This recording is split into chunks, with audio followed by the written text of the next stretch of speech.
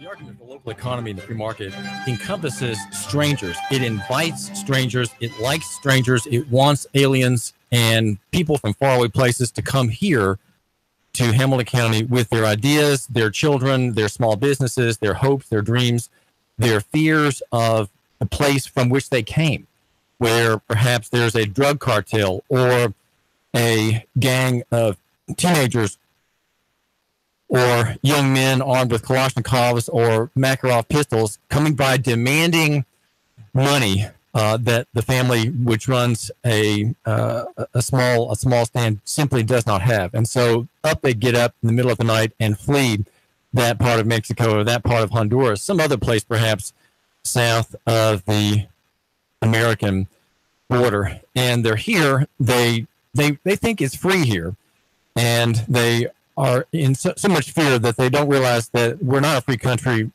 though we may have, in some respects, more liberty than they have in their personal situations in their small villages there in the high plateaus of Central America. Well, this is David Toulis, and the story about the immigrant families broken up at the border by the good people in Washington makes us want to think again about Chattanooga and Hamilton County. What is our thinking about what's happening there? And I'd like to suggest that the people with whom I'm most closely identified, that is to say conservatives and Christians, probably have it wrong. And I'm afraid to say that the liberals, even the progressives, even labor union-oriented statists, such as Beth Foster, who is in Nashville protesting for the left-wing cause, she is probably more correct than most people who would say that they're conservatives, Republicans, and Christians. When's the last time you heard a sermon about border policy? When's the last time you heard a sermon about the protections that in old Israel, right, among the children of Israel, had for strangers? Strangers and aliens were given remarkable protections. And we're going to see what your minister has overlooked, or perhaps if you're not a person who goes to church, you've had enough of organized religion, as they call it. You may remember Sunday school from your boyhood or your girlhood, and you may remember something about the children of Israel. You probably remember the narrative in Exodus about the enslavement of God's children, led out finally by Moses with his mouthpiece assistant Aaron. And so you know a little bit about being aliens. You know a little bit about being viewed with hostility by the masters of the land, the indigenous peoples, right? The old guard, the established races and tongues and tribes in that country. So you know a little bit about what happens to strangers and aliens from the Israelites. They fled and they were expelled by the Pharaoh, angry at the final judgment, which was the slaying by the angel of death of all the firstborn in that republic. And finally, he had enough, and he threw them out, and the children of Israel were liberated. They, having the God who is in his decrees, the founder of liberty, right? The founder of freedom. Freedom comes when the ideas of the children of Israel, if you will, and their religious descendants control. When those ideas control, there you have liberty and prosperity. And I propose that here in Chattanooga and Hamilton County, we are going to have more of these good things, and we'll have more blessing in our businesses, in our votes, in our councils, in our commissions, and the courts. We'll have more prospect of blessing, and there'll be an accompaniment with other reforms, I would like to suggest, if we have this point right. Now, of course, this idea of getting one thing right in market thinking and biblical thinking, to say that will bring other blessings is perhaps a bit presumptuous. But generally, people who are, you might say, the object of God's grace, right? They are reforming continually on several points. They're improving in their morals, they're improving in their families, in their educational enterprises, in their businesses, in love for husband, love for wife, and care for children, the love of children, right? Having more than 2.1 child per family. and thinking in terms of capital and character rather than in debt, decimation, and consumption. Right? Those are the inverse of capital creation. But generally, though, if you're trying to be right and true and good in one area, you're probably going to making similar efforts elsewhere. They don't all advance simultaneously. They don't all advance in a parallel fashion. Some advance while others wait, right? And some you go back a little bit.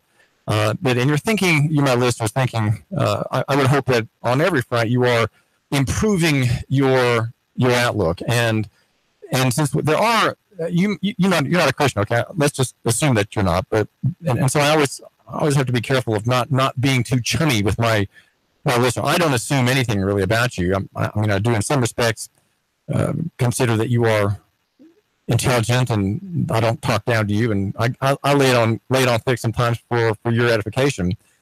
And there's no baby talk on the David Tula show in 92.7, but I don't want to make assumptions about what you believe about God, but just consider there are many people who do make these professions, right? They are called churchgoers, churchmen, Christians, and you know them in the office. You have a man working in your garage bay who's a professing Christian, and passes out tracts, right? That's something that people still do, and so there are folks in your knowledge who are Christians. Well, let me suggest questions that you, my listener, can ask them, right? You're conservative, and you think some of your thinking comes from traditional morality, okay, or Judeo-Christian thinking, as some people say.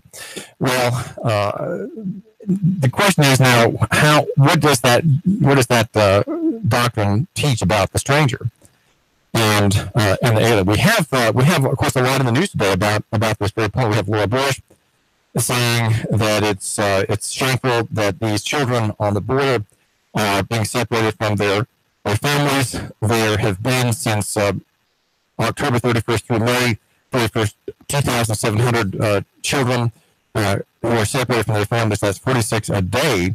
The larger context that we need to remember is there is human trafficking by government domestically, right? There it's on the border by ICE and the good people, the good federal people. But there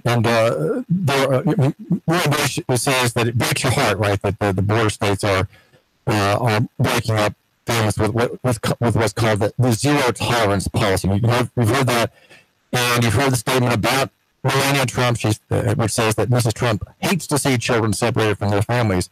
I hope both sides of the aisle can finally come together to achieve successful immigration reform. Very mild statement. And the UN has an official that says the use of immigration detention and family separation as a deterrent runs counter to human rights standards and principles. And so there's a lot in the news today. And then there's also the death of at least five immigrants in a packed van that had at the wheel a man called a driver. A man had the wheel with his foot on the gas pedal and did not press the brake really enough, and the vehicle was being chased by good people, and it crashed, rolled, and ignited, and so there are 5 dead who are immigrants, people said to be without documents, people without magic papers, right? If you, my listener, and I have magic papers. We are accepted. We have ID. And with the magic paper, we are able to cross borders. We're able to buy things, right? We have credit.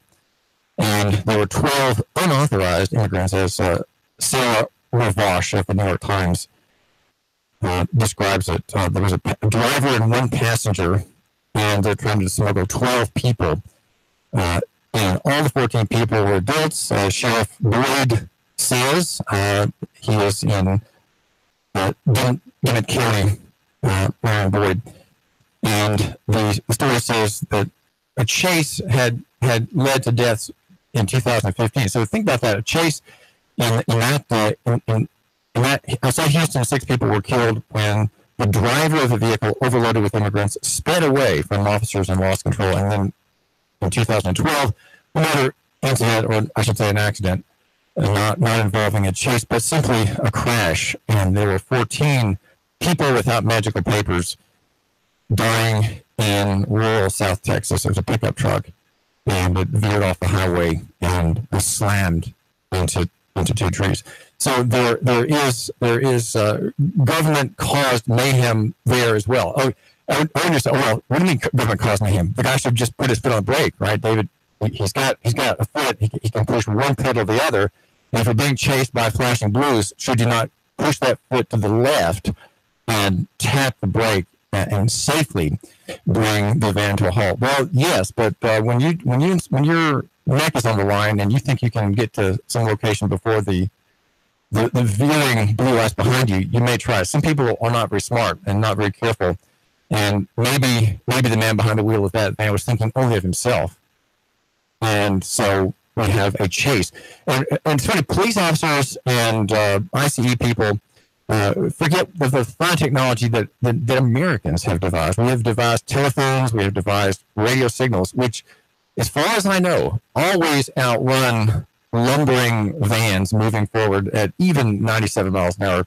Radio signals are faster. And it seems that if there were real mercy in the hearts of these people, they would say, this driver is he's a fool, and he's going to kill people. Let's see if we can make this man stop without a high-speed chase. Let's see if we can do that. But they are just immigrants, and so their lives don't really matter that much. Our goal is to not let him get away from our sight. So we're going to chase him. We're not going to do anything where we have to make arrangements, where we have to make phone calls, where we have to coordinate with officers and departments down the road. No, we can't do that. We are here, and we're not going to lose sight of this van. We're not going to lose sight of it, and we're going to chase it, even though we know that chases like that end in death. We don't really care that much. Our goal is to enforce our policy and not let anybody get away from us, because if we let them get away from us, we may look bad and we may receive demotions and demerits. So those things really matter more than the risk to a loaded van, loaded with people. You can see them in the windows. They're hunched over, and there are many dots, which are their heads. It's full of people, and we're going to chase no matter what. And that's the responsibility of the driver. The driver's in charge of that. If he crashes, it's his fault. We're just here to catch. We're just here to bring law and order to the American border. We are Americans after all. We don't let people get away from us. We are strict, and the number is 800-8949-800. 8949. Local economy here on the David Tula Show is what we are all about. Local economy, the free market. And the free market and local economy both imply certain things about human beings. Human beings are valuable. They're made in God's image. And so we have a duty to look out for them and to want them. And we should want more of them in general. We should want there to be more people here generically. And we don't care where they're from. We don't care if they have to learn English or if they speak it with an Aussie accent or an English accent or a Hispanic accent. We want them here. Why? Because they are valuable. With every mouth, there come two hands. And so those two hands are where service comes from, where invention comes from, where the cleaning of the gutter at your house comes from, where the tender hand of the dinner being made at Life Care of Hickson for the old people huddled at the table in their wheelchairs. That hand has another one, and those hands make things, they invent things, they start taco stands, they start businesses, they form corporations by consulting with the Secretary of State by email and doing it online. They form businesses, they have families, they go to church. And many Hispanics, they're sort of sub-Christians. They have a kind of Roman Catholic animist background, perhaps. And they may know about the Virgin Mary. They've seen Roman Catholic images of the Lord Jesus with the bleeding heart. And they have some sense of the gospel, but they have these other primitive concepts as well. They come here and they're open to the idea of the gospel. And Christian people here should think in terms of the law on strangers. But to do what? To look at them with new eyes, to look at them and say, wow, here are people to whom I don't have to go to witness to my beliefs. Here are people in front of me at the Walmart right? They're paying cash. He's a little rundown. She's overweight. She's sort of ugly, but they have 7 children. And she's expecting. And so he's a hardworking man, very clearly. They're buying groceries, they're buying milk, cereals, vegetables at the Walmart in front of you. And they're people whom I think you should look at and realize. And I bet you already do that. You, my listener, when you're at the Walmart or at the Food City, or if you do as I do, I go to the Aldi. If you're at the Aldi and you see Hispanic people, you, in your personal way with them, you don't view them in terms of the political perspective, but you change your opinion about them when you're not thinking. We don't see them. We don't look at their cars. We don't look at their churches. You don't see the Spanish signs, the Spanish law firms, right? The Spanish meat markets. You pass those and you see all these full of Lowe's grocery, full of people here buying their hometown food, right? Their home country foods at Lowe's grocery. When you see them personally, you're not hostile, you're not angry, but you are when you think in terms of policy, right? When you think in terms of the law, right? Suddenly you have turned away from your personal opinion. You've turned away from your personal effect and the effect they have on you as a man, and you are suddenly angry. You're suddenly harsh. We've got to obey the rule of law. You say, well, the rule of law, that's a mantra which has, I think, no content. It has no content, and the people who are saying that really, I think, don't know what they're talking about. But maybe you can inform me. Maybe I'm the one who doesn't know what he's talking about. And if that's the case, David Toole is here to ring me, 800-8949, 800-8949. That's, okay, write it down, 800-894. We're brought to you by yournews.com and also by Lincolnomics.com. Lincolnomics.com is the website for the man, or should I say the person who matters. And it's not popular, but I've never been about being popular. I don't join country clubs. I don't seek the favor of men. And I was telling my family member yesterday, I'm not sure who it was, but if I have a sin, sometimes it is the fear of men. And that's when you have the fear of men, you're afraid to speak, right? You're afraid to not be at the right event, right? You're afraid to not be part of the country club. You're afraid to not travel in the circles that Honorable Robert Summit did, the deceased judge. And you got to be there because you have to have the good people like you. Well, I've never been like that. I've never been a joiner. I've always been, as your host here, a man who has his own ideas about things. And hopefully they're ideas that are informed by what's true and right, by the word, but also by the free market concept that makes me a classical liberal. And this is David Toole, the classical liberal at the Right Wing Station here in Chattanooga. Classical liberal, Right Wing Station. We have Lori Ingram, we have Alex Jones.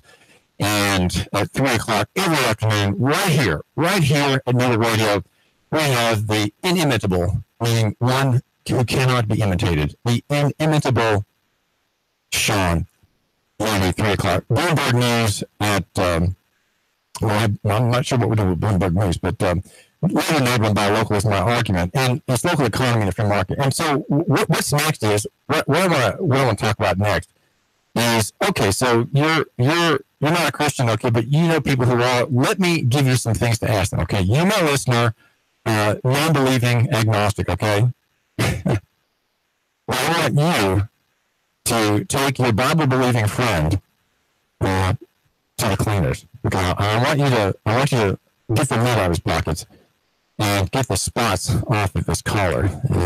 I say it because I wear my blue jacket with the worn cuffs, okay? Now, you think I'm a sharp dresser, but if you look closely, right, you can see that I'm the man who economizes. David Toole is here.